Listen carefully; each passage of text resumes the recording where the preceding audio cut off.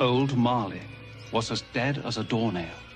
This must be distinctly understood, or nothing wonderful can come of this story I am going to relate.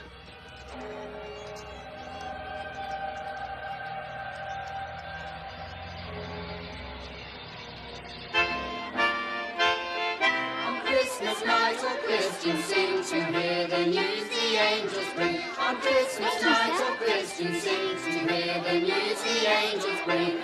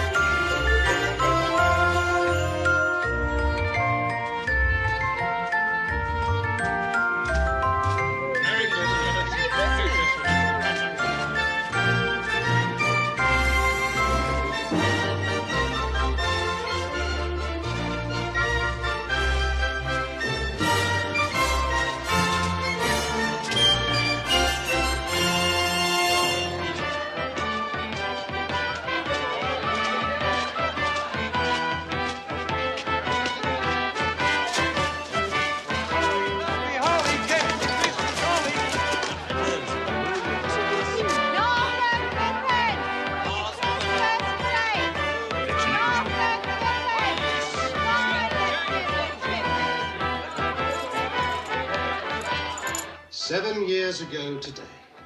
What's that you say? Mr. Marley died. 7 years ago this very day.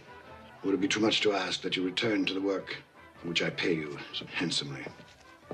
Mr. Cratchit! The fire's gone cold, Mr. Scrooge. Come over here, Mr. Cratchit. What is this? A shirt. And this? A waistcoat. And this?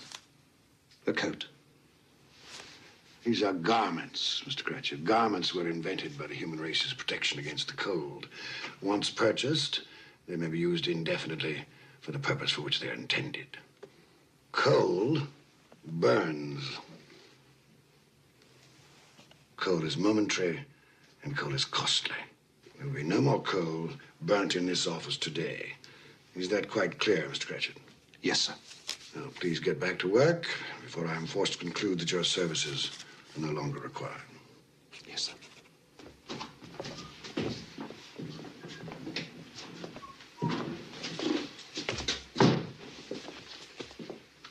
Merry Christmas, Bob Cratchit. And the same to you, Mr. Fred.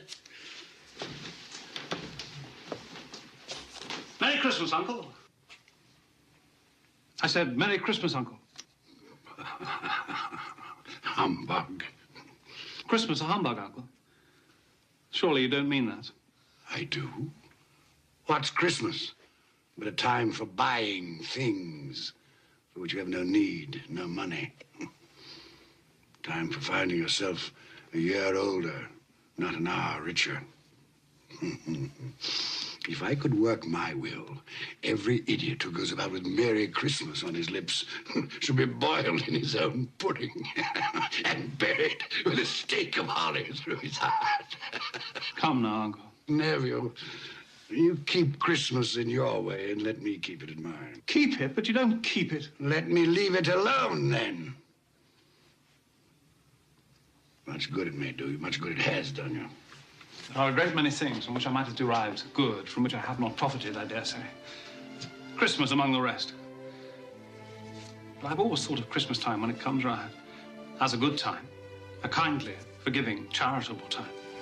A time when men and women seem by one consent to open their shut-up hearts freely to their fellow creatures.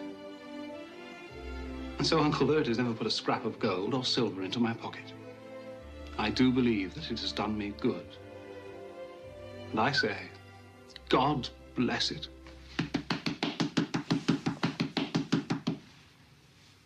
Not a sound from you, and you'll keep your Christmas by losing your situation. You're quite a powerful speaker, sir. I wonder you don't go into Parliament. Please don't be angry, Uncle. Come, dine with us tomorrow. Dine? I'd see myself in hell for it. It would be a great joy to me. And to my wife. Yes, your wife. I'm told she brought very little to the marriage. A poor girl, I understand. I love her. And she loves me. Love. Good afternoon, nephew. I want nothing from you. I ask nothing of you. Why can't we be friends? You are wasting my time. I'm sorry to find you so resolute. We've never had a quarrel, so far as I know. And so I shall keep my good humor. And wish you a Merry Christmas. Goodbye. And a Happy New Year. How's that fine family of yours, Bob Cratchit? Well, sir, all very well. Good. You'll give them my best wishes. Yes, sir, I shall. Thank you for remembering them. Goodbye, Cratchit. Goodbye, sir. And a Merry Christmas. Idiot. And he's made me late to boot. I'm off to the exchange. Don't lock up a moment early. No, sir.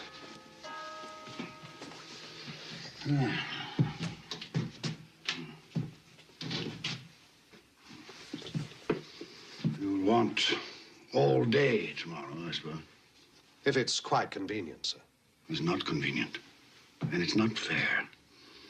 If I were to hold back half a crown from your pay for it, you'd think yourself ill-used, I'll be bound. But you don't think me ill-used when I pay a day's wages for no work. Christmas comes but once a year, sir. Poor excuse for picking a man's pocket every 25th of December. And I suppose you must have it.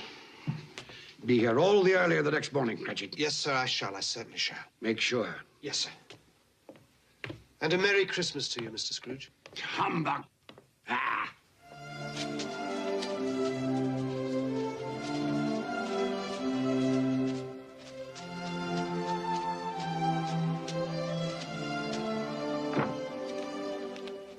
Merry Christmas, Mr. Scrooge. Don't beg on this corner, boy. I'm not begging, sir. I'm Tim Cratchit. I'm waiting for my father. Tim Cratchit, huh? Well, then you'll have a long wait, won't you? Thank you, sir. Humbug.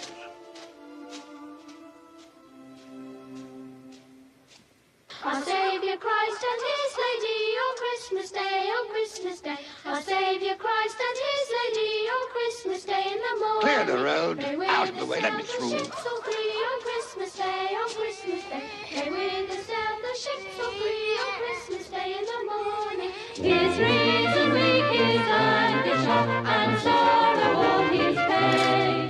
He went to church but once a year, and that was Christmas Day. So grant us all a change of heart, rejoice for Mary's child. Pray peace on earth to all mankind, God bless us everyone. Pay 80 for January, pay 80 for January. Any open market? Any open market?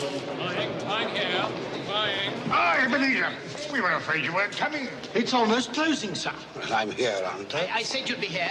Didn't I say Ebenezer Scrooge would be here? I knew you'd change your mind. Right, I have changed my mind. Oh, good, then you'll take our bit. The price has gone up. Gone up? But that's not possible. If you want my corn, gentlemen, you must meet my quote. Plus 5% for the delay. It's outrageous, Scrooge. You'll be left with a warehouse stuffed with corn. Well, that's my affair, isn't it? But if we pay your price, our bread will be dearer. The poor will suffer. Buy the corn someplace else. Good day, sir. Scrooge, a moment. We'll take your corn at the price you quoted yesterday. Too late. If you wait until tomorrow, it'll cost you another 5%. Damn it, Scrooge, it's not fair. No, but it's business. I'll give you a moment to make up your minds.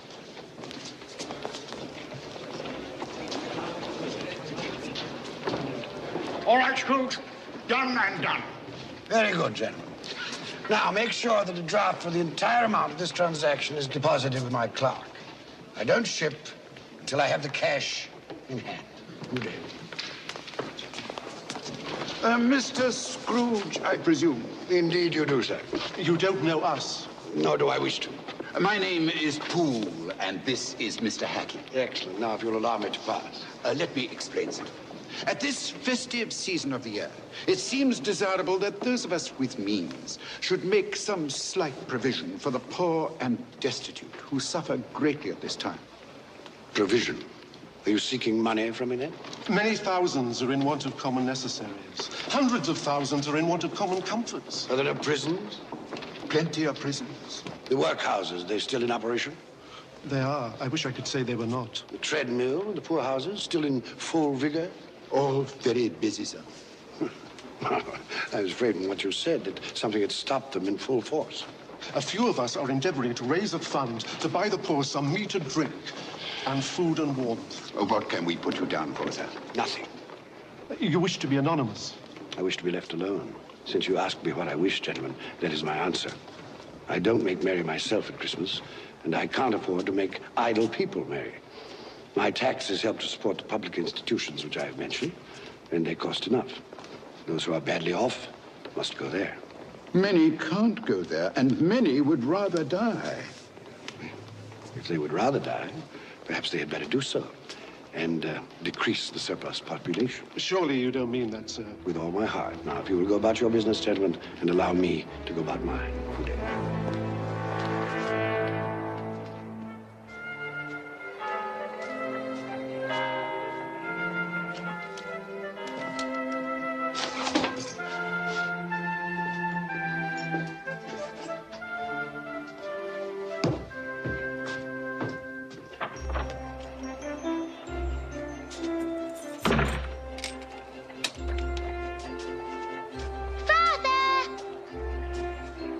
Tim, you must be frozen. I'm all right now. Could we go home by Cornhill and watch the boys and girls play in the snow? Of course we can. Tim, I'm to have the whole day off tomorrow. We'll be together, the whole family, for the entire day. Hurrah for Christmas, the best day of the year! Each stroke will silver in his heart and gold in all his days. His reason weak, his anguish shock, and sorrow all his pain. He went to church and singing and Look. They're having such fun, Father. where are you? Go get it! You'll be there one day, playing with the other children. I'm quite sure I will. I feel I'm getting stronger every day.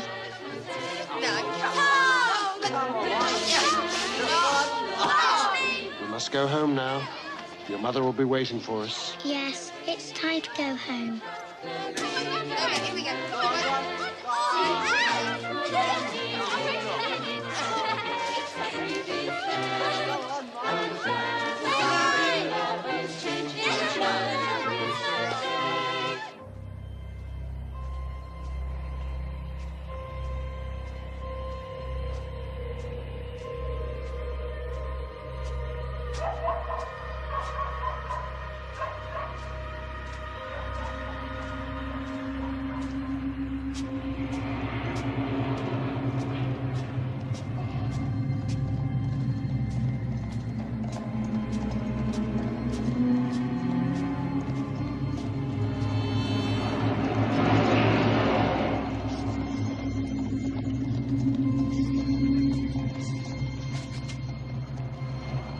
Calling me.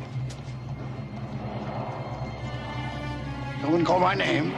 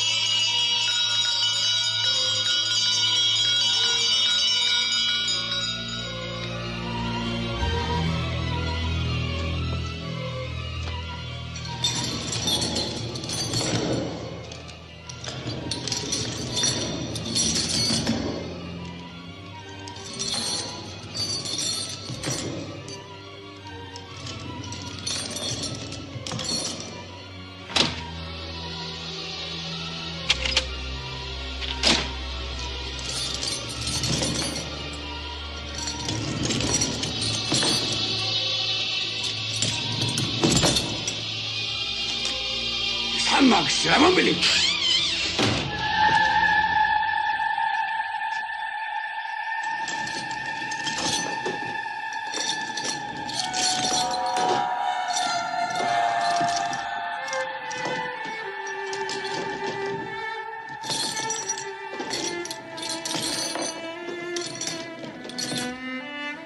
What do you want with me?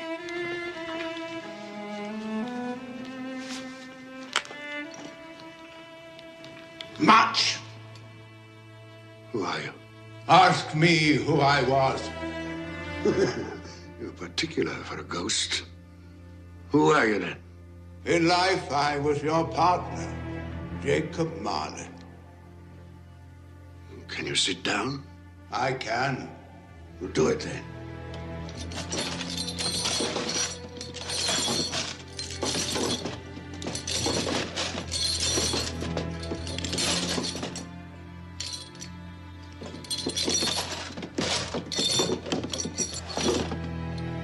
You don't believe in me. I don't. What evidence would you have of my reality beyond that of your own senses? I don't know. Why do you doubt your senses? Because a little thing affects them. A slight disorder of the stomach.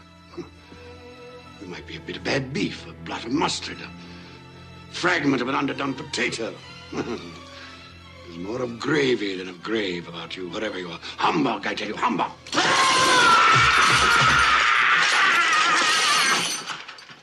Mercy. Dreadful apparition. Why do you trouble me? Man of the worldly mind, do you believe in me or not? I do, I must. But why do spirits walk the earth? Why do you come to me? It is required of every man that the spirit within him should walk abroad among his fellow men and travel far and wide. And if that spirit goes not forth in life, it is condemned to do so after death.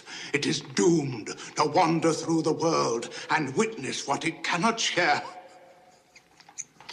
but might have shared, and turn to happiness. The chain. Tell me why. I wear the chain I forged in life. I made it link by link and yard by yard. Is its pattern strange to you? Or would you know the weight and length of the strong coil you bear yourself? It was as full, as heavy, and as long as this 7 Christmas Eves ago, you have labored on it since. It is a ponderous chain. I see no chain. Mine were invisible until the day of my death, as yours shall be. Tell me more. Speak comfort to me. I have none to give. My spirit never walked beyond our counting house. In life, my spirit never roved beyond the narrow limits of our money-changing hole. No doubt of that. You always were a good man of business. Business? Mankind was my business. The common welfare was my business. Charity, mercy, forbearance, and benevolence were all my business. The dealings of my trade were but a drop of water in the comprehensive ocean of my business. I'm sorry for you, Jacob. Is there anything I can do for you? For me? Nay, it is too late. But I have come for your sake, Ebenezer. Have you? Well, you always were a good friend. As part of my penance, I have been sent to warn you. And so you have? And to offer you a hope and chance of escaping my fate. You will be haunted by 3 spirits. 3 spirits? Is that the chance and hope you mentioned? It is. Well, in that case, I think I'd rather not. Expect the first tonight. when the bell tolls 1. Couldn't they all come at the same time, Jacob, and have it over? Expect the 2nd on the stroke of 2. The 3rd, more mercurial, shall appear in his own good time.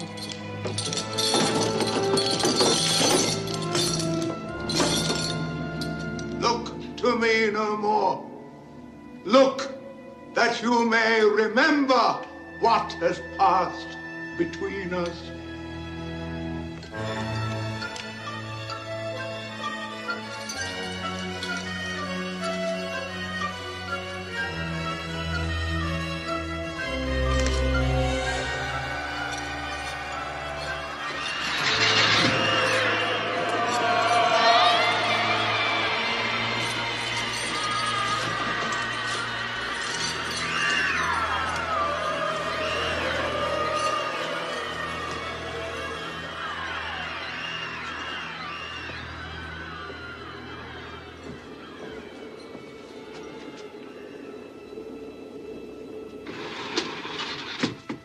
Humbug.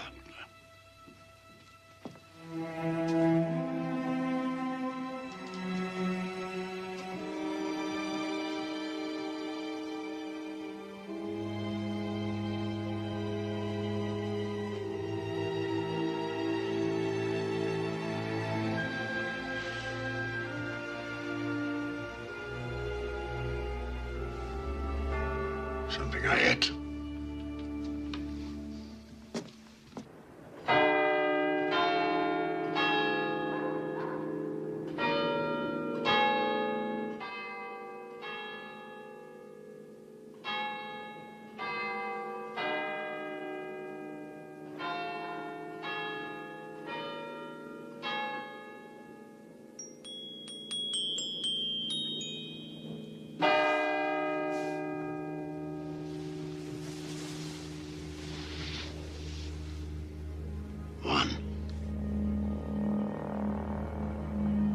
What was it Marley said?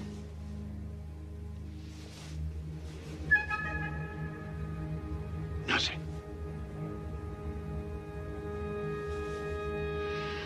Just a dream, then.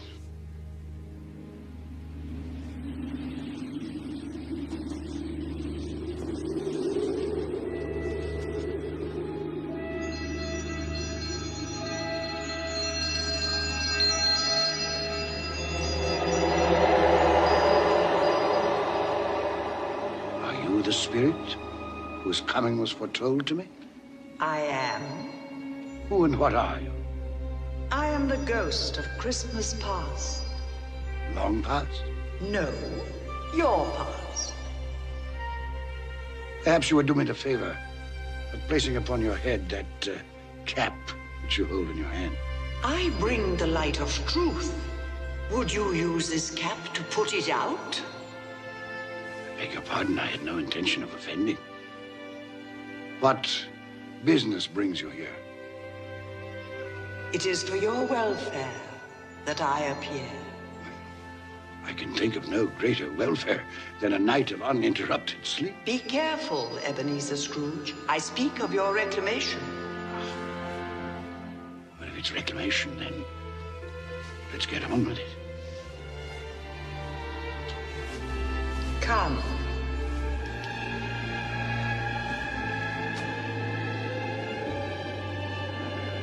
We shall be invisible and silent as the grave. You will now see a child, a youth. You will see yourself, Ebenezer. The air is so clean. How different from the city. Do you know where you are? Of course. I was bred here. I was a boy in this place. That's Daniel Custis. Robert Estes. Hello, Daniel.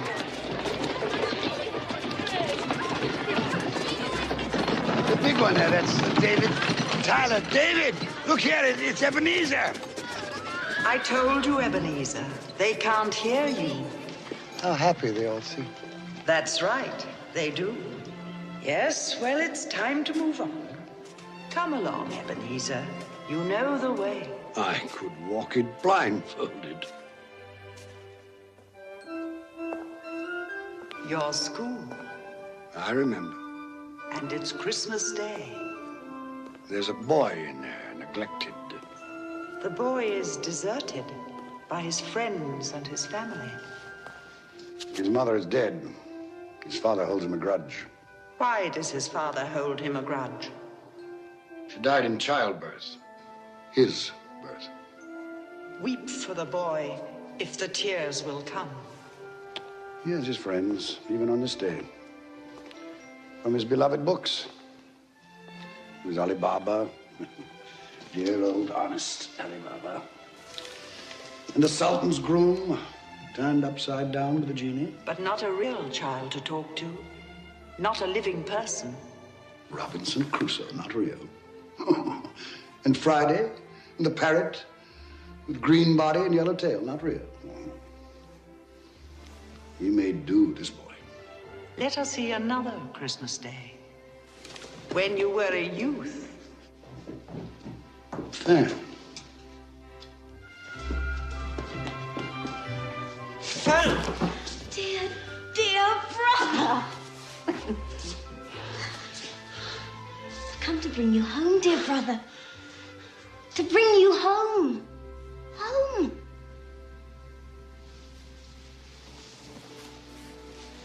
Home, little Fan. Yes. Home for good and all. Father's much kinder than he used to be. He spoke to me so gently one dear night that I was not afraid to ask once more if you might come home. And he said, yes, you should. And sent me in a coach to bring you.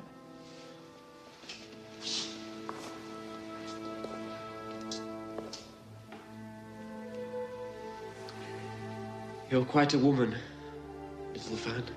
And you. You are to be a man now. And never come back here.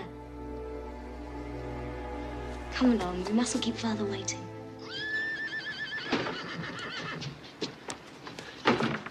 Father! There, boy, there. Stand still now. Let me look at you. They haven't been overfeeding you, that's certain. I've grown, I think. Yes, most boys do. Fan has told you you won't be moving back here. Yes, sir. It's time you made your way in the world. I've arranged an apprenticeship for you. You'll move into Mr. Fezziwig's establishment in 3 days' time. 3 days, Father? I'd hoped we'd have my brother home for longer. Longer? 3 days is quite long enough for both of us. Don't you think, Ebenezer? Yes, sir. Quite long enough.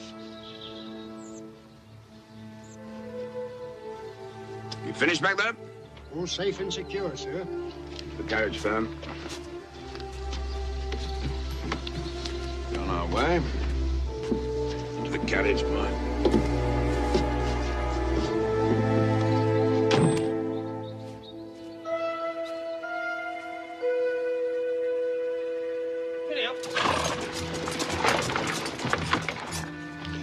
Fan pleaded for more time, but my father was a very stern man. Fan. She died a young woman. She had such a generous nature. Yes, too young. Old enough to bear a child. One son. Fred, your nephew, Fred Hollowell. who bears a strong resemblance to your sister. Does he? I never noticed. You never noticed? I'm beginning to think you've gone through life with your eyes closed. Open them. Open them wide.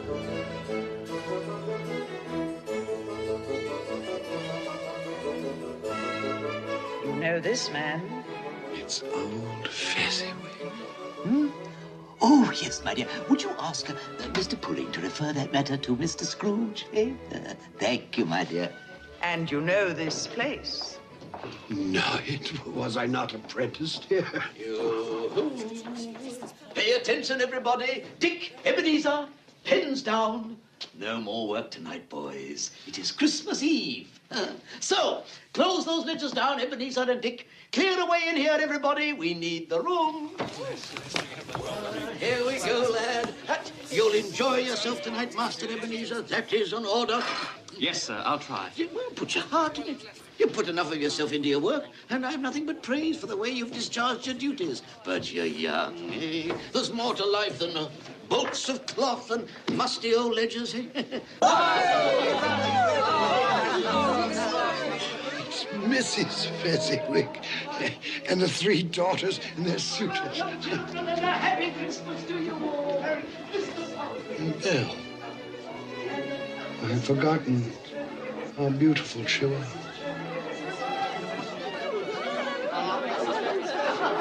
Hello, Belle. Music maestro! Hello. Would you like to dance? Yes.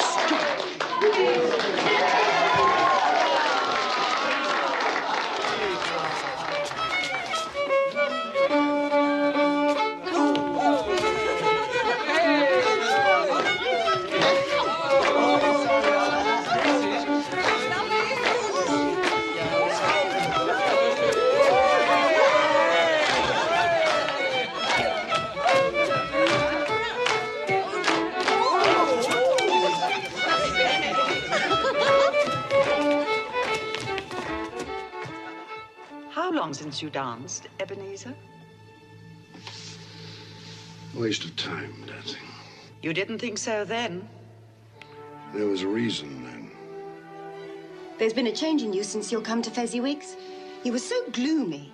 Oh, I think I should warn you, Miss Belle. I am of a serious bent of mind. I consider seriousness to be an admirable trait of character, but it can be overdone. I should take heed of your advice, ma'am, and go through life with a grin on my face.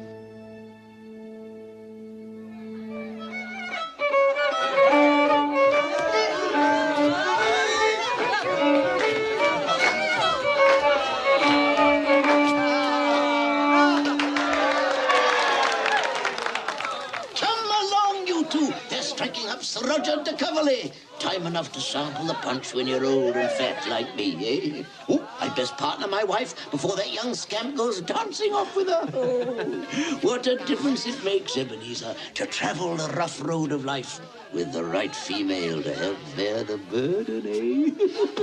What a lucky man I am! Shall we join the others, Ebenezer?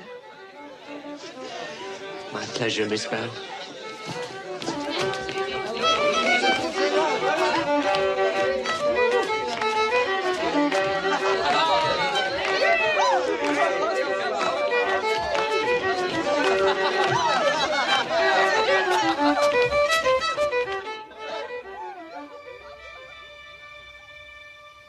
Old Fezziwig, a silly man. Silly? Why silly? What did he do, after all, to deserve the praises of those apprentices? Spent a few pounds, danced like a monkey, beamed a great smile. Well, the happiness he gives, I gave, was quite as great as though it had cost £1,000. Just small things.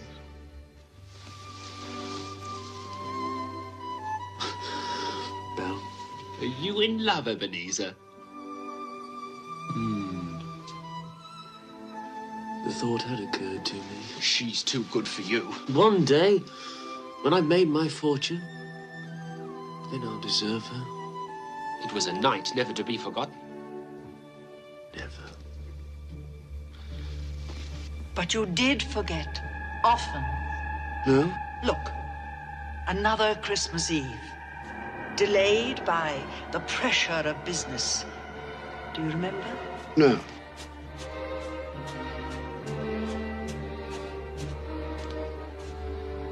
Hello, Belle.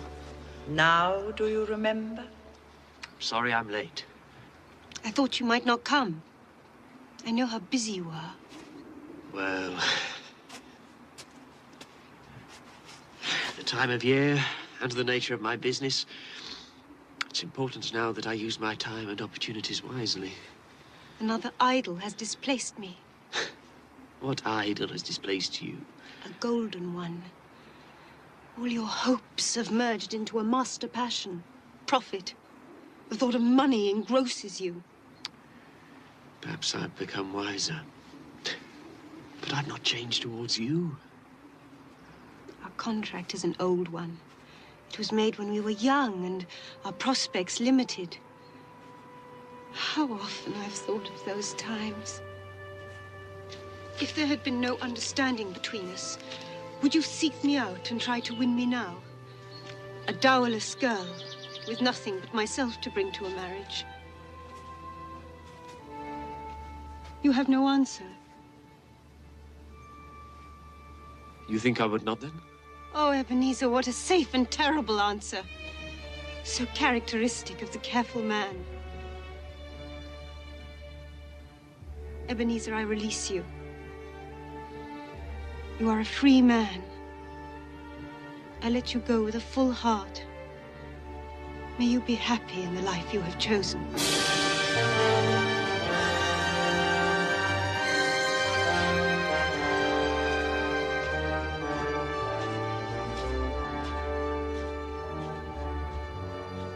I almost went after her. Almost carries no weight, especially in matters of the heart. And you did have a heart, didn't you, Ebenezer? Why didn't you follow her? Upon his death, my father left me a small inheritance. Belle wished to be married, insisting that we could get along on very little. But I wanted something more for both of us. So I lent out that money, laid the foundations for financial success, which I have achieved, I may add. Congratulations. Well, thank you not to sneer. Spirit, show me no more. Conduct me home. You have explained what you gained. Now I will show you what you have lost. Belle. Yes, Belle.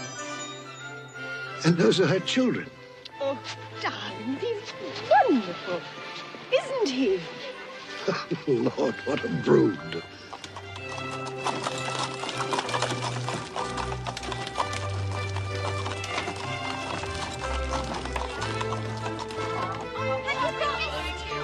Hello, hello.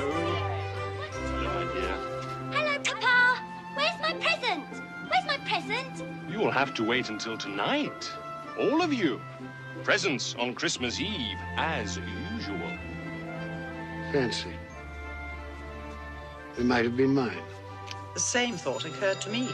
I saw an old friend of yours in the city this afternoon. Who was it? Guess. I can't. I don't know. Ebenezer Scrooge. Mr. Scrooge it was. I passed his office window and it was not shuttered.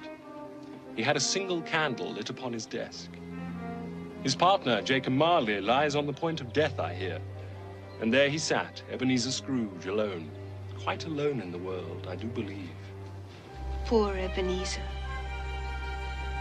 Poor wretched man. Spare me your pity. I have no need of it. They can't hear you. And as for you, I've had enough of your pictures from the past. Leave me. Haunt me no longer. Truth lives. Truth lives. Truth lives. Truth.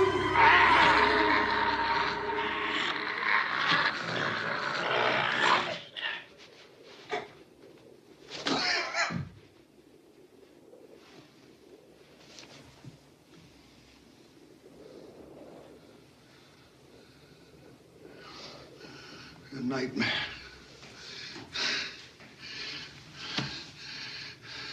Horrible nightmare.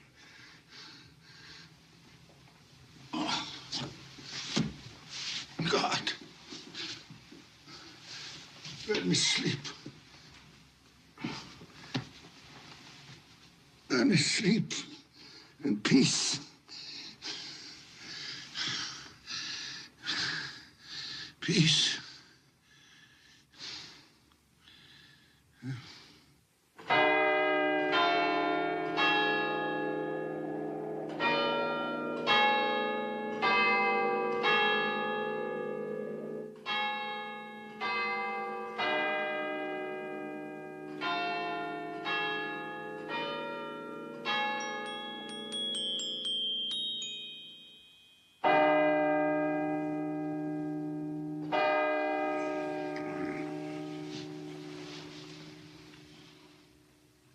too.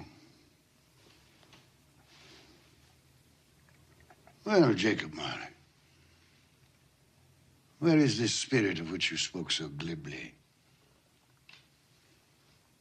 You did say at the stroke of two, didn't you, Jacob?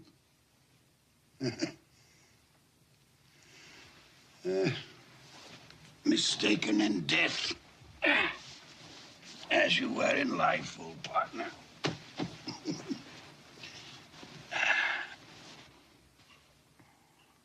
Ebenezer Scrooge! Ebenezer Scrooge!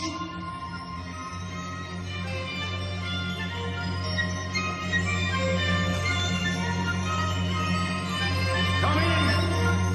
I intend to.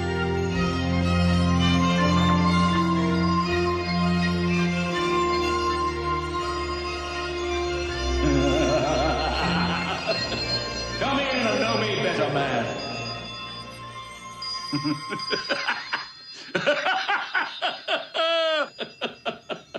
You've never seen the likes of me before, eh?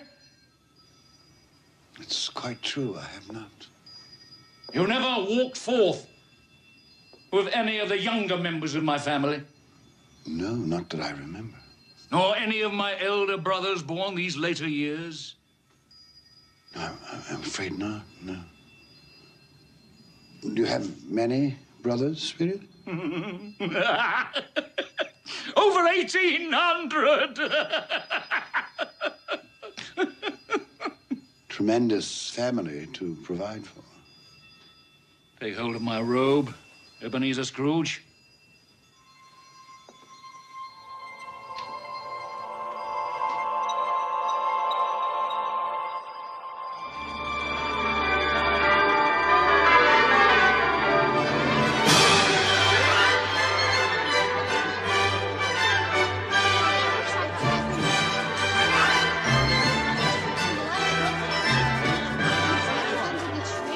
What day is it now? Don't you know? Christmas morning.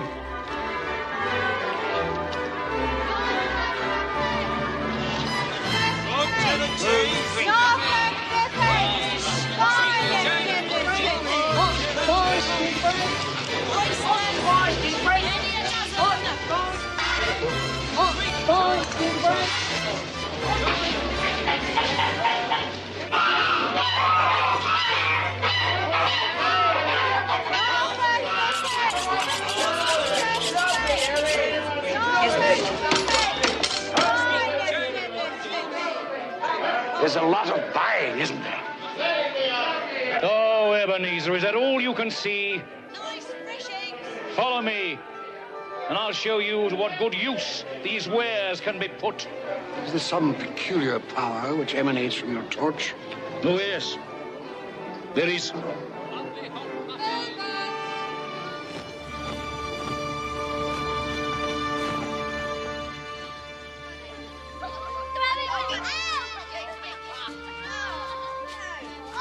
Do you know this house? I can't say I do.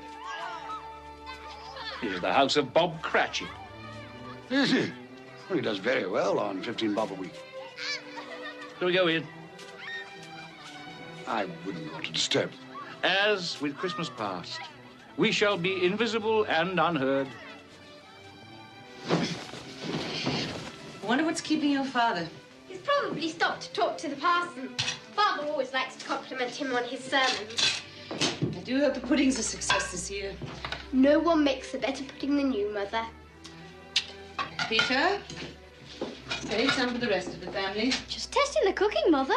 I'm sure they'll manage very well on their own without your help, young man. Hello, Mother. Hello, Mother. Smell the goose cooking, Martha. Yes, it makes my mouth water. Mine too. I can't wait. Well, you'll just have to. Now run along with Martha and help her butter the bread thinly. Here they are. Merry Christmas, everyone. You're late, Bob Cratchit. Oh, and you're quite like an icicle, Tim. You've been dawdling. Father had a long talk with the minister. Daughters match. Come, Tim, listen to the pudding hissing on the fire. It's like a giant snake inside the copper. Go along with your brother and sister, Tim. I'll begin the wine. Off you go, then. Come on. How did you behave in church? As good as gold. Better. Mother's very worried if it'll turn out all right. Look how they support him. What did you say? Nothing. It's, nothing. Somehow he gets thoughtful sitting by himself so much. He thinks the strangest things. He told me coming home that he hoped that the people in church saw him because he was a cripple, and that it might be pleasant for them to remember on Christmas Day who it was that made lame beggars walk and blind men see. It seems to me that Tim is getting stronger every day, that his limbs are growing, that he's in better spirits, it seems to me. Yes, Bob. I'm sure you're right. He is getting stronger. Well, we're all here. That's the important thing. Belinda, help me with the goose. Yes, Mother.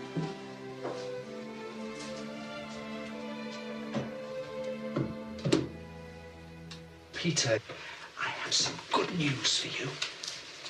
I met by chance this morning at church a fine gentleman, Fred Hollywell by name. He's a nephew of our own Mr. Scrooge, and he remembered that I have a son coming of working age, and he told me that he had a position open starting at 3 shillings and 6pence every week. 3 shillings and 6pence every week? So, if you are agreeable, you may start work on Monday next. Now I can begin to help you and Mother. More important, you shall be embarking on a fine career. To start a boy at 3 and 6pence a week. Hey, it's typical of my nephew. It's no wonder he's never been able to put by a penny. Perhaps he's put by more than money. Fred? He's doing this to spite me, you know. Employing the son of my employee at an exorbitant wage.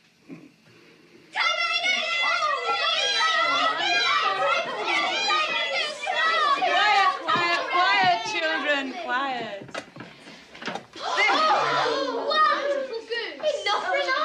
Soap around and Chris. Mother, you've outdone yourself. Is it all right, then? Hurry, Father, cut the goose. I can't wait.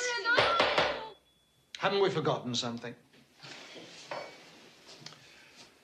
Lord, we thank you for the bounty you have placed before us. We thank you for this day of love and joy. We thank you for allowing us to be together, to share with each other and with you the fullness of our hearts on this special day. Amen. Amen. Amen. Amen.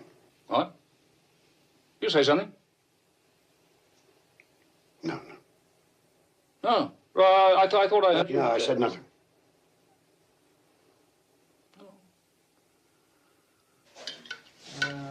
Peter. Alice. Linda. Potato, Alice? A very small goose. It's all Bob Cratchit can afford. Me. Are we all served? Yes. Then let's begin. And a Merry Christmas to us all. A Merry Christmas to us all. And God bless us, everyone.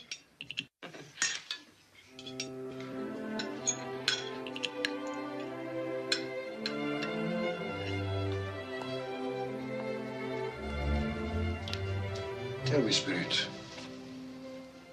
will he live?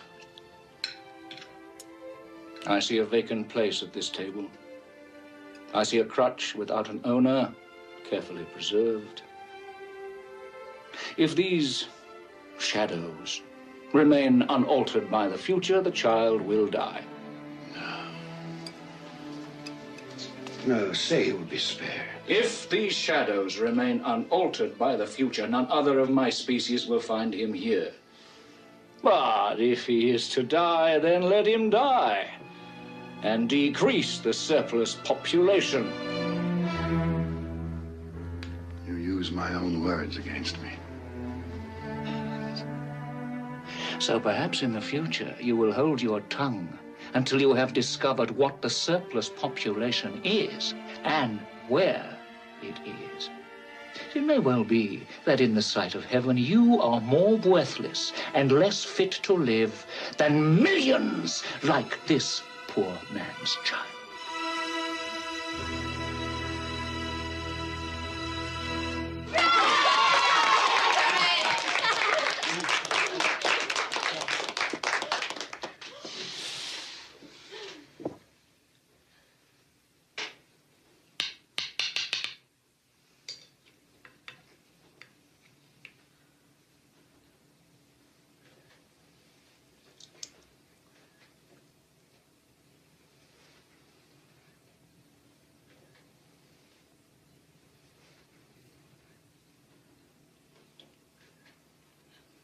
triumph, my dear. Another triumph. I told you so, Mother. Well, it's a success. What a relief for Mrs. Cratchit. Now their feast is over. Not quite. Just one more ceremonious moment. Look.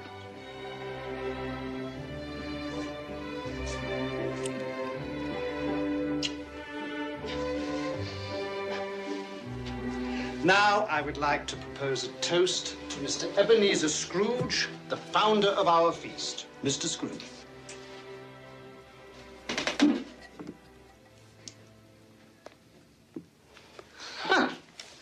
The founder of our feast, indeed. I wish I had him here. I'd give him a piece of my mind to feast upon, and hope he had a good appetite for it. My dear, the children, it's Christmas Day. It should be Christmas Day, when one would drink the health of such a stingy, odious, mean, hard, unfeeling man as Mr. Ebenezer Scrooge. My dear, have some charity.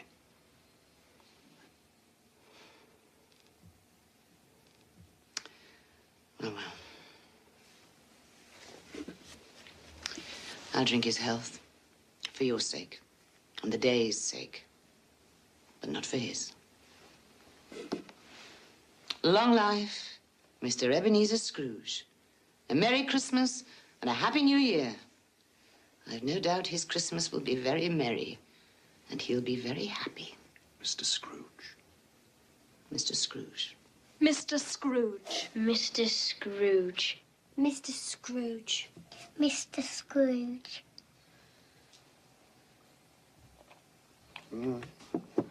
He's made a point, Bob Cratchit has. Without me, there would be no feast, no goose at all. My head for business has furnished him employment. Is that all you've learned by observing this family on Christmas Day? Well, no, not all, but one must speak up for oneself, for one's life. Oh, here it is. Here we come a-wassailing among the leaves so green. Here we come a-wandering so fair to be seen. Love and joy come to you, and a Merry Christmas too. And God bless you and send you a Happy New Year. We have some time left. Take my robe. Love and joy come to you, and a Merry Christmas too. And God bless you and send you a Happy New Year.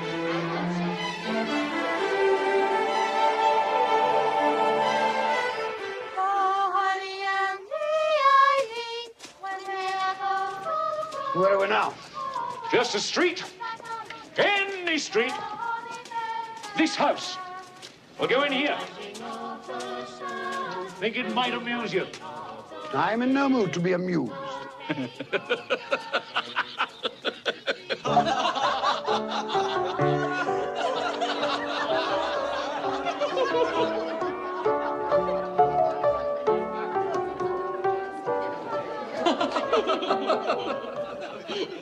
Dear husband, do you find my playing so amusing? Oh, I'm sorry, my love. I was thinking of his face yesterday. Humbug, he said. Humbug. He said that Christmas was a humbug. He believed it, too. I'd very much like to meet your uncle, sir. The droll way in which you portray him tickles my heart. He's a comical fellow. But not so pleasant as he might be. His offences carry their own punishment. Dear brother-in-law, it's said he's very rich. Yes, well, that is very true. But his wealth is of no use to him. He doesn't do any good with it. He doesn't even make himself comfortable with it. You must squander it. That's what you mean by comfortable. You mustn't argue with those we visit. It's useless and even tactless. Tact is a quality I despise. That I can see. I have no patience with him. Well, I have, and I feel sorry for him. Sorry for me. Who suffers from his ill whims? Himself, always.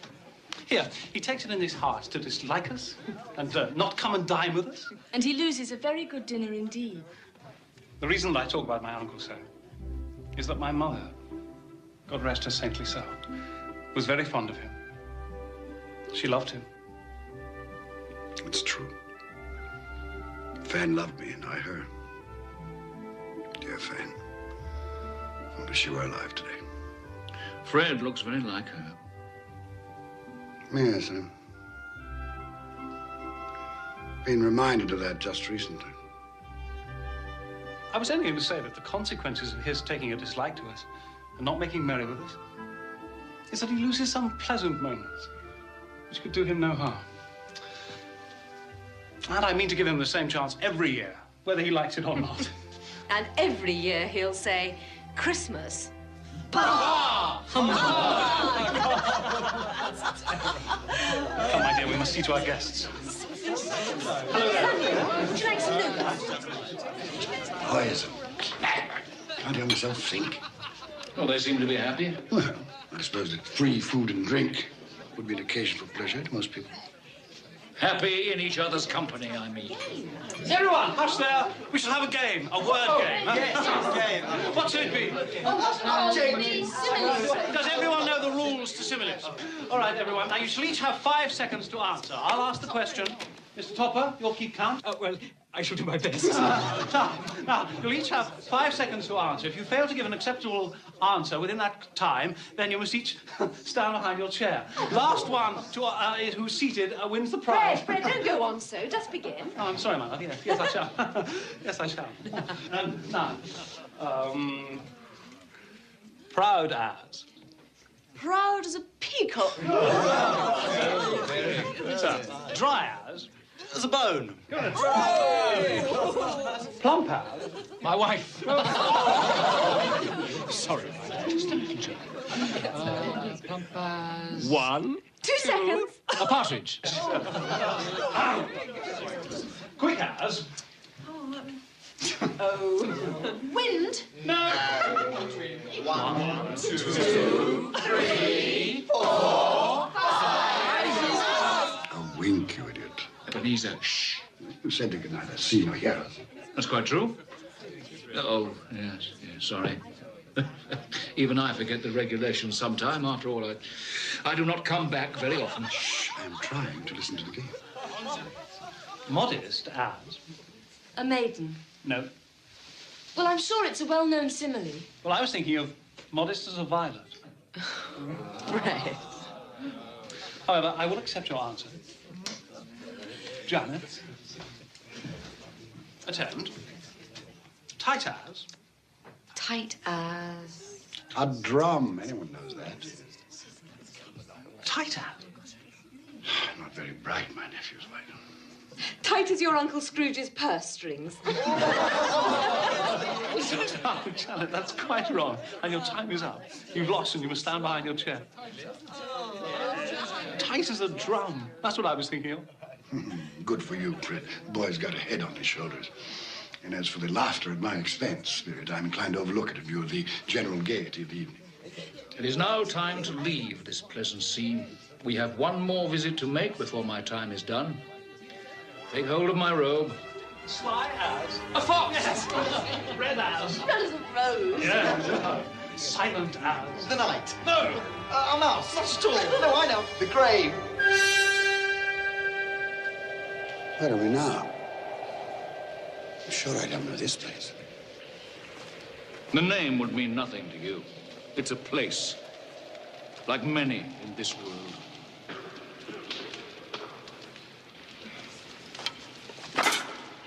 Do we have enough wood for the night? Ah, it'll last through. At least there's one thing still free in this country. Mary, Peter, they're cooked. They're too hot. It'll be cold soon enough. Where did you get these, Father? I didn't steal them, if that's what you're saying. She didn't say you stole them, Ben. She should have some respect. Don't berate the girl. They fell from a cart into the road. Your father's not a thief, girl. Not yet.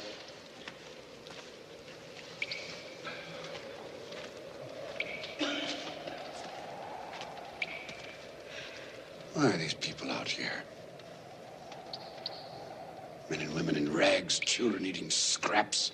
They're institutions. Have you visited any of them, these institutions you speak of? No, I'm taxed for them. Isn't that enough? Is it?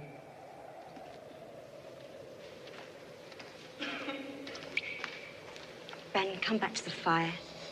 Look at these hands, Meg. They're hard hands. They've done hard work. I want to work.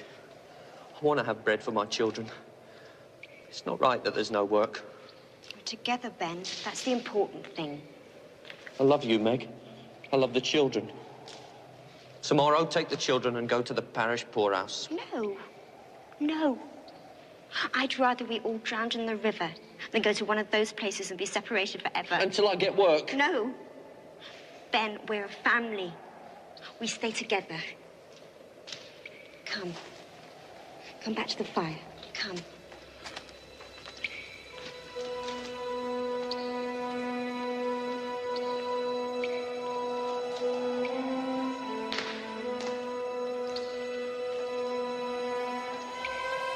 Why do you show me this? What has it to do with me? Are they not of the human race? Look here, beneath my robe.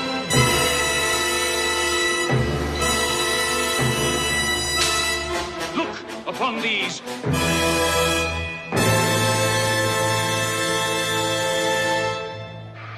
What are they? They are your children. They are the children of all who walk the earth unseeing. Their names are ignorance and want. Beware of them. For upon their brow is written the word doom. They spell the downfall of you and all who deny their existence. Have they no refuge, no resource? Are there no workhouses? Are there no prisons?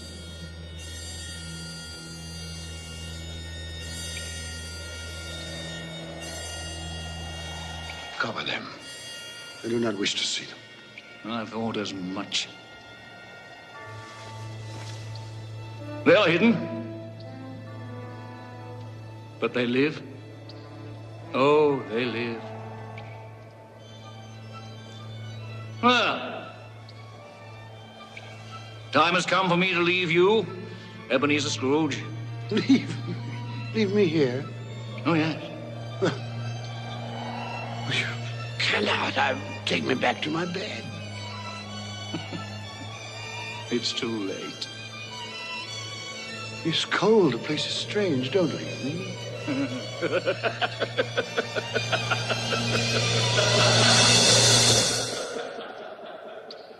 Spirit,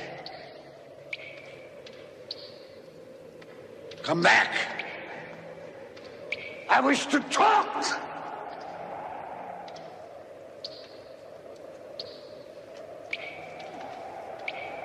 Perhaps I have made a mistake here and there.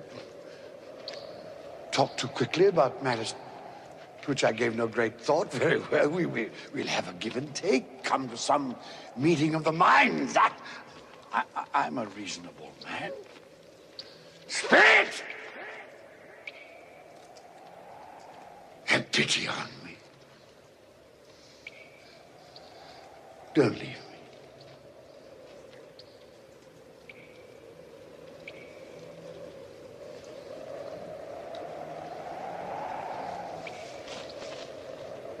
What have I done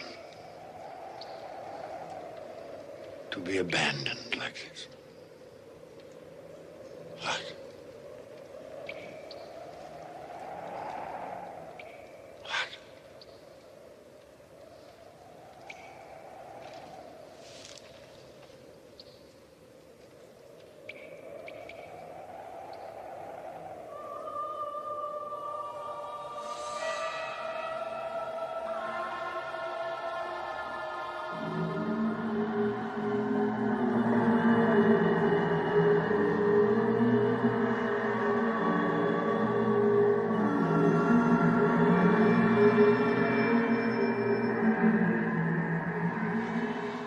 Are you the spirit which Jacob Marley foretold would visit me?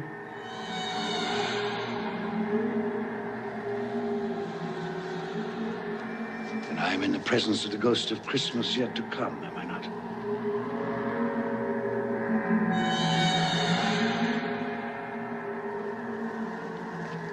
You're about to show me the shadows of the things that have not happened, but will happen in the time before us. Is that so? I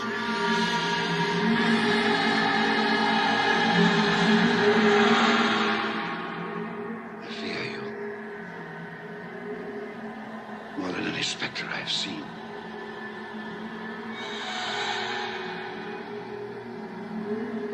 prepared to bear your company. Will you not speak to me? Very well. Lead on. Night is waning fast. Time is precious to me.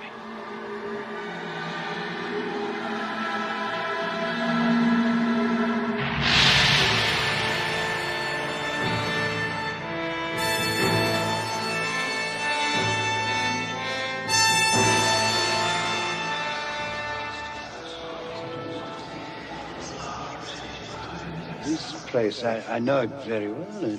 The Exchange, it's like a second home to me.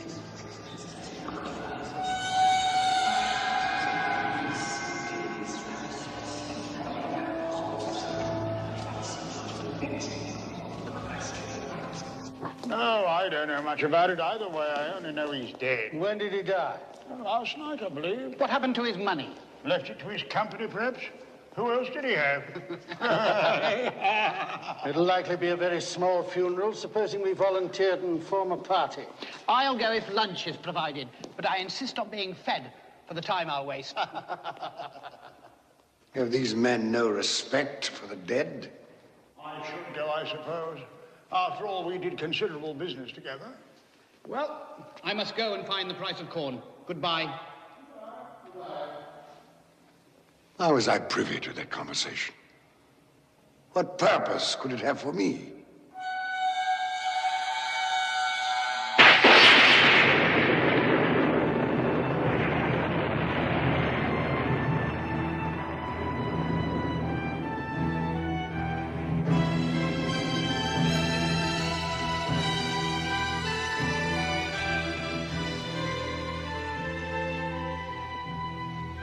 Merciful heavens, what is this?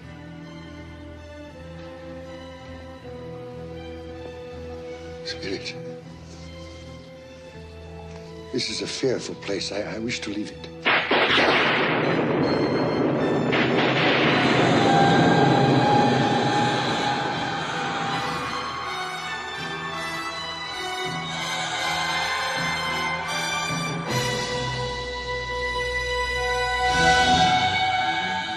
No, I will not. This you cannot make me do. I say I understand you. That is sufficient to the moment. Furthermore, there must be someone in this city who feels some emotion because of this man's death. I demand to see that person.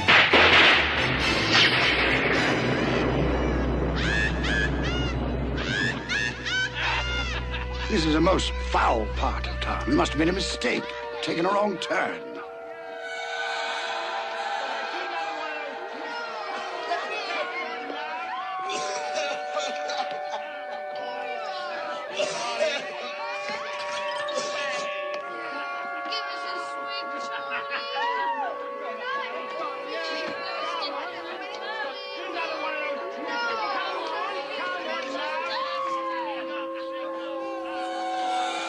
In there?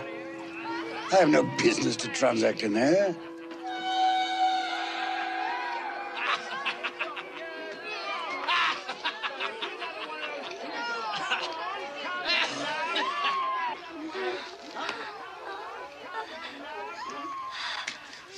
Well, open it up, Mrs. Dilber. Am I to pay you for goods I haven't seen? You'll not ask me how I came by these. Every person has a right to take care of himself. That's my motto. Well, he always did. And who's the worse for the loss of a few things? Not a dead man, I suppose. No, indeed. I mean, if he'd wanted to keep him after he was dead, the wicked old screw, why wasn't he more natural in his lifetime? If he had been, he'd have had someone to look after him when he was struck with death.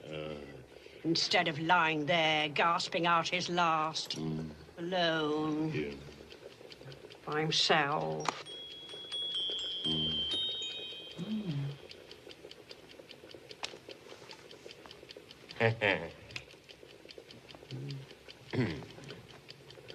Those are my things. She's stolen my things. I'll have her before a magistrate. What do you call these? Bed curtains. You don't mean to say you took them down, rings and all, with him lying there. Why not?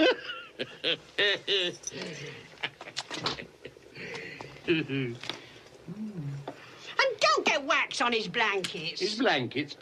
I hope he didn't die of anything catching. Eh?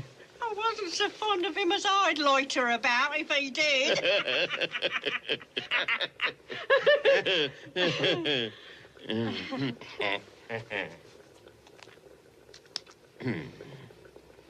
Well, what's your offer then?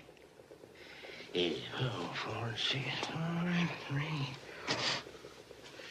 6, 2, 4, 7. Those are not my things. Yes, they are similar, but the person she speaks of, that could not be me. A similarity, perhaps.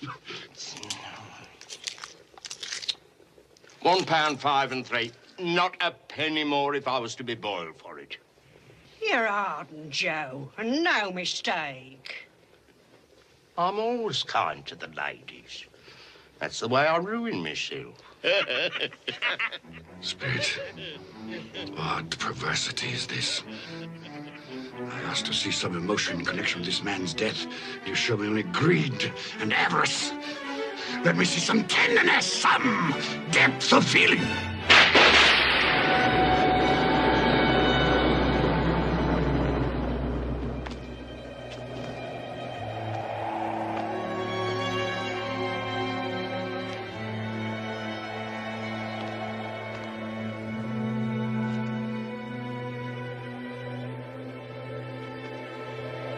Must be some confusion. Your fellow spirit brought me here earlier. Very well. You're devilish hard to have a conversation with. Suffer the little children to come unto me, and forbid them not, for such is the kingdom of God. Verily I say unto you, whosoever shall not receive the kingdom of God as a little child, he shall not enter therein. This colour hurts my eyes.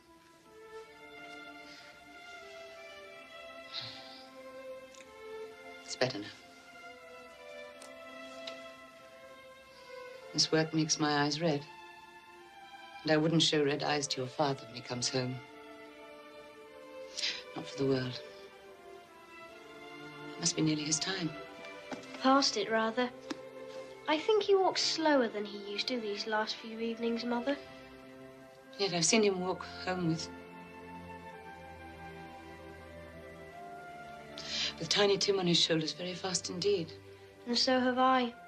And so have I. And so have I. But he was very light to carry. And your father loved him so that there was no trouble. No trouble. There is your father now. Hello, Father.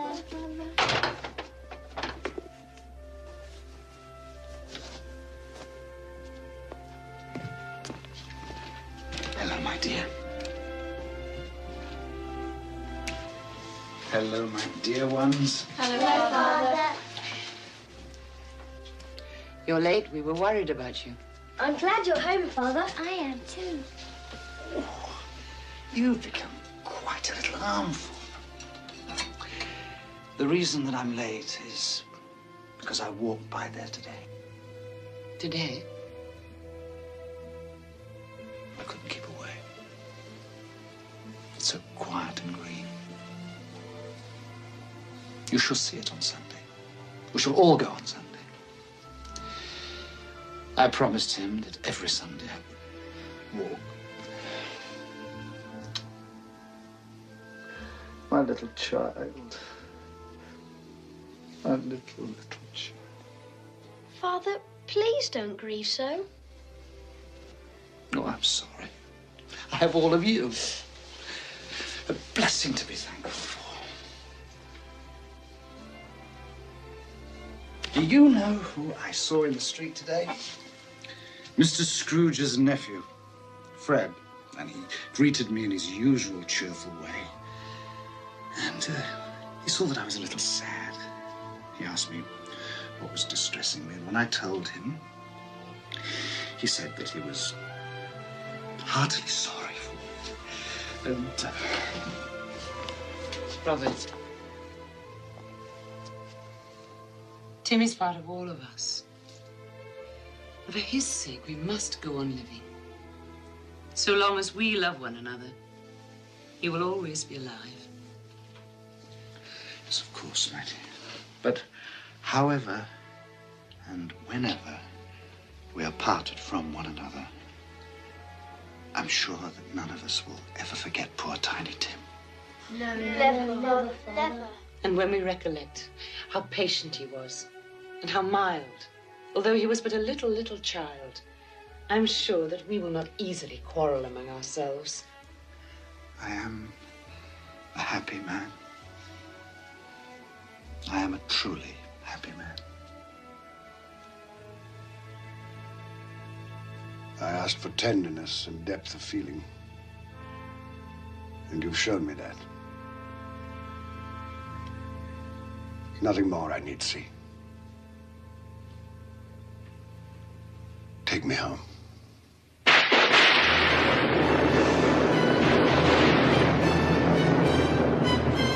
What is this?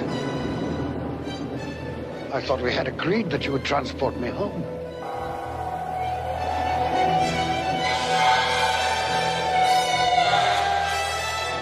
Inspector, something informs me that the moment of our parting is at hand. I know it, but I know not how. Tell me, what man was that whom we saw lying dead?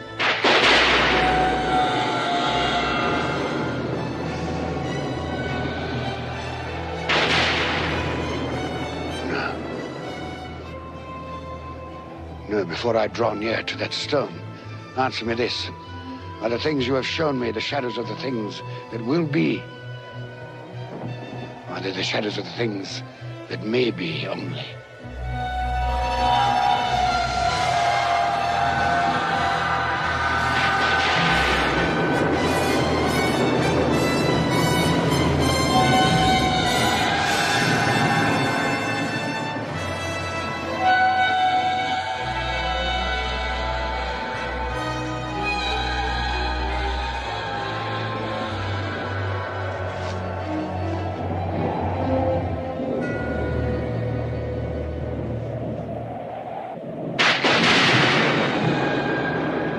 Men's courses will foreshadow certain ends. I accept it.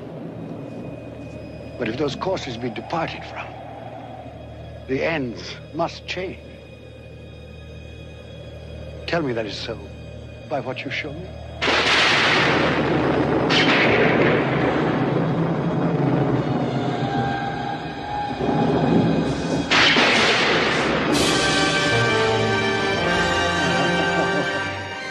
Dear me, I am not the man I was. I will not be the man I must have been but for this visitation. Why show me this if I am past all hope? Good Spirit, your nature intercedes for me and pities me. Say that I may change these things by an altered life. I will honor Christmas in my heart and try to keep it all the year. I will live in the past, present, and the future. The spirits of all three shall strive within me. I will not shut out the lessons that they teach. Tell me. Tell me that I may sponge away the writing on this stone. Spare me. Spare me.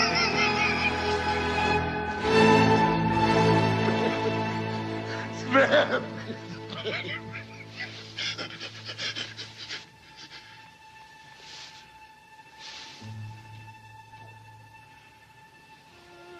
My own room. I'm alive. Oh, thank you, Spirit. I will keep my promise. I will live in the past, present, and the future. The spirits of all three will strive within me. Oh, heaven and Christmas time be praised for this. I say this on my knees, Jacob Marley. On my knees.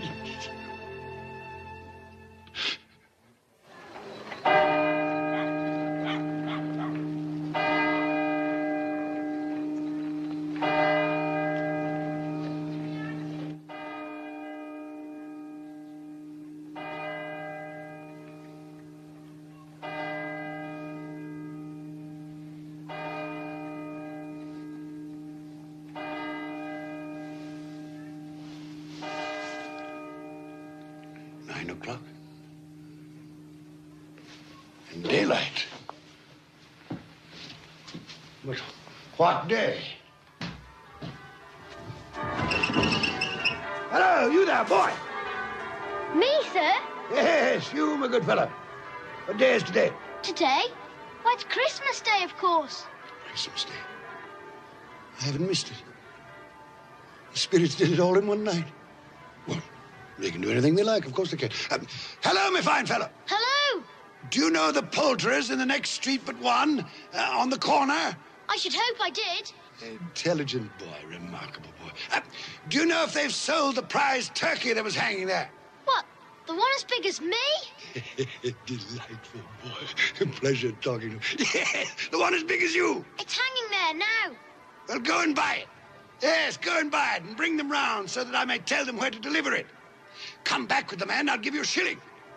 Come back in less than 5 minutes, I'll give you half a crown.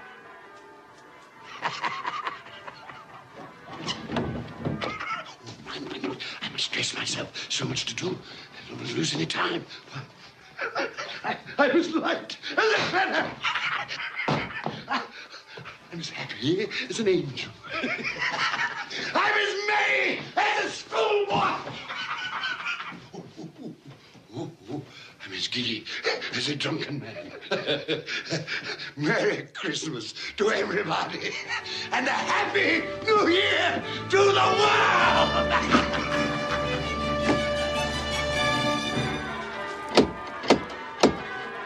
If this be a prank, boy, I'll box your ears. He was in that window. I swear it. Oh, there you are. This boy here says you wish to purchase this turkey here. Yes, quite right. Here's your half-crown for a service well rendered. Thank you, sir. Splendid boy. Now, there is an address and the price of the turkey. You'll take this fine bird to Bob Cratchit in Camden Town. The directions are all written down. You leave immediately this very moment. Yes, sir. You'll say only that it comes from a friend.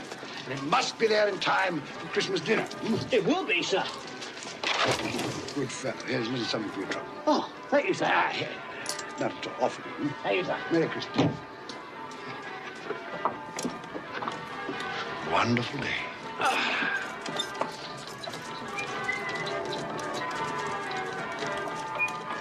So grant us all a change of heart. Good morning. Merry Christmas to you. Merry Great is Like angels. Yes, exactly. You sing excellently well here. Thank you. It is I who thank you for that glorious music on this glorious Christmas day.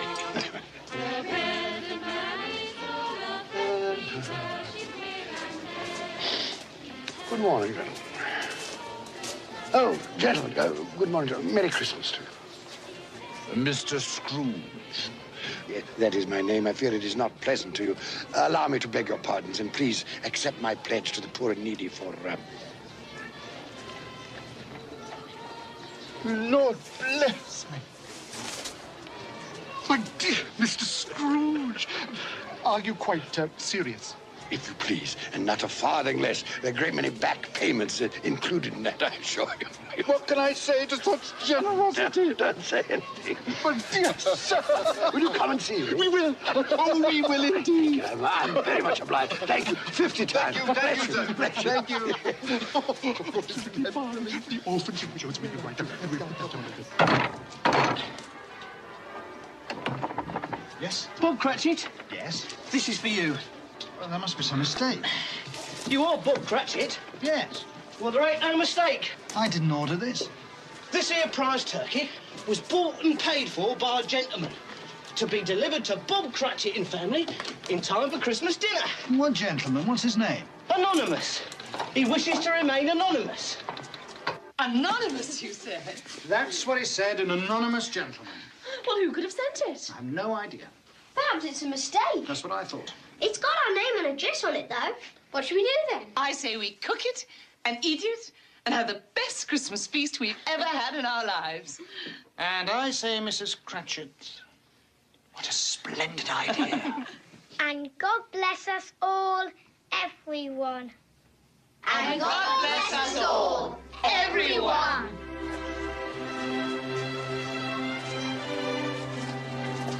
Merry Christmas, Merry sir. Christmas.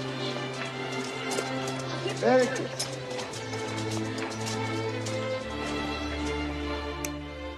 Oh, Fred. Oh, it's much too expensive. But do you like it? Oh, I love it. Oh, it's the most beautiful thing I've ever seen. Well then, it belongs upon your wrist, my darling. Merry Christmas. Oh, Fred, I do love you. Oh, and not just for this. I know. I know. Well, who can that be? Well, no one's expected this out of it. My God, it's Uncle Ebenezer. Your uncle? What in the world would he want? Open the door, Mary. I'm sure I don't know.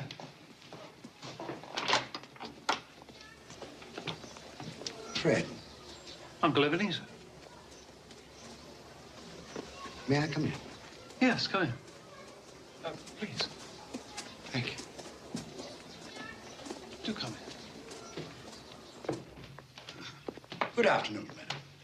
Merry Christmas to you. Merry Christmas to you.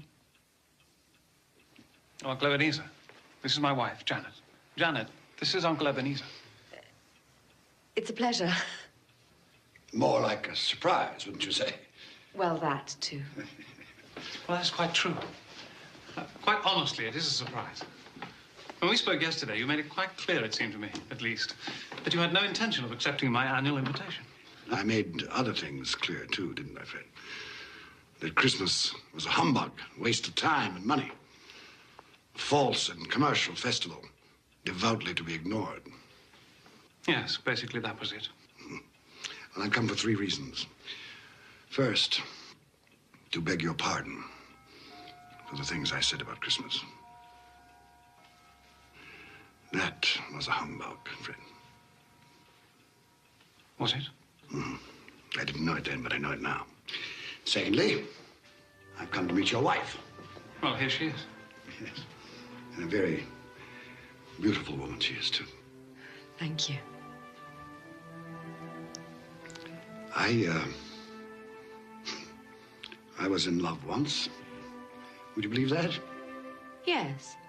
But I possess neither the courage nor the optimism, perhaps the depth of feeling that you two have.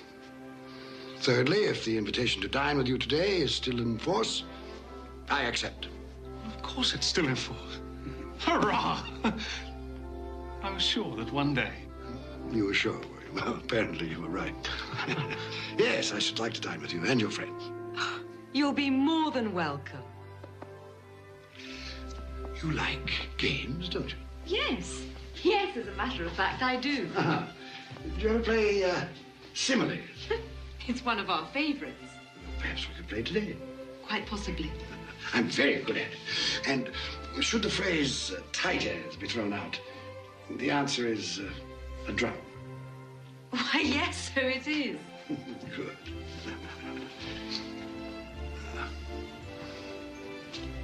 You'll forgive me for saying this, but I see the shadow of my sister in your face.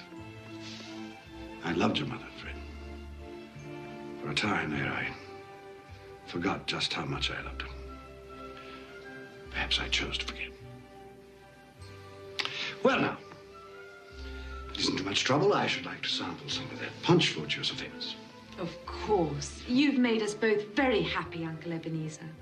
Have I? Yes. God forgive me for the time I wasted.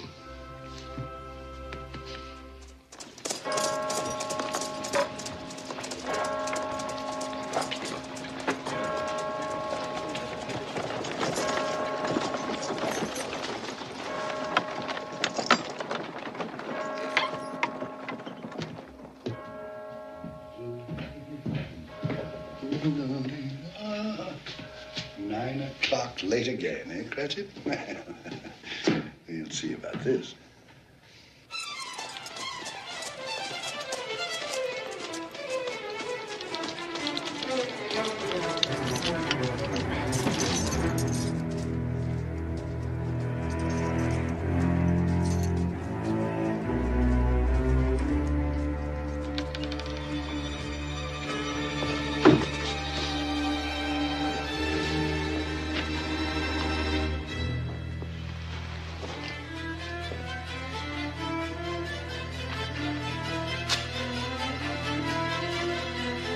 Mr. Cratchit!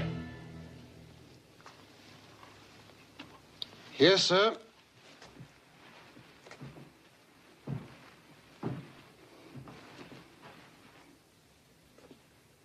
Do you know what time it is? Yes, sir. What time is it? 18 minutes past the hour, sir.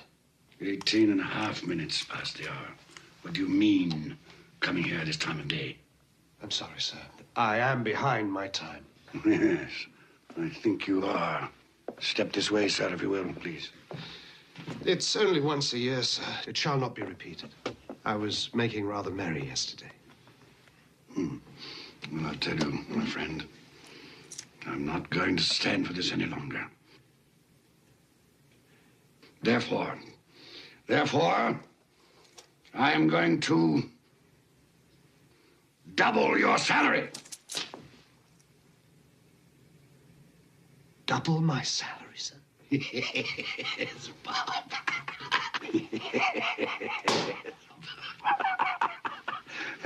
A Merry Christmas to you. I'll double your salary for a start, and I'll endeavor to assist your family in any way I can. And Tim will walk again and grow stronger and stronger upon my life, he will. Well, we'll discuss the particulars this afternoon over a Christmas bowl. Well, what's the matter with you? Nothing, sir. Well, it's just that... Nothing. Thank you, sir. My good fellow, make up the fire before we freeze to death. Buy some more coal before you dot another I, Bob Cratchit. Yes, sir.